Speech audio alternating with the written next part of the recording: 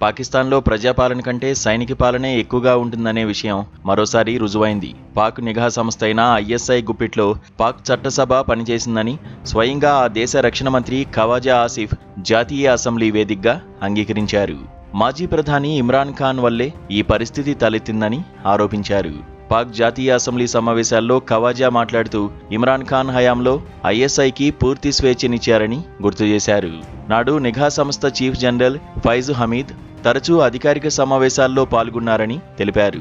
నాటి స్పీకర్ నివాసంలో జరిగిన సమావేశాలకు హాజరై చట్టసభ కార్యకలాపాలు, నిర్ణయాలను ప్రభావితం చేశారని ఆరోపించారు. ఐఎస్ఐ ఒత్తిడి కారణంగా అప్పట్లో కొన్ని కీలక చట్ట సవరణలు చేయాల్సి వచ్చిందని, యాంటీ మనీ లాండరింగ్ చట్ట సవరణ అలా జరిగిందేనని పాక్ రక్షణ మంత్రి ఖవాజా ఆసిఫ్ పేర్కొన్నారు.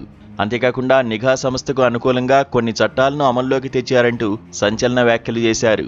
అయితే తమ ప్రభుత్వం మాత్రం సైన్యంతో కలిసి పనిచేస్తోందని ఖవాజా ఈ సందర్భంగా తెలిపారు.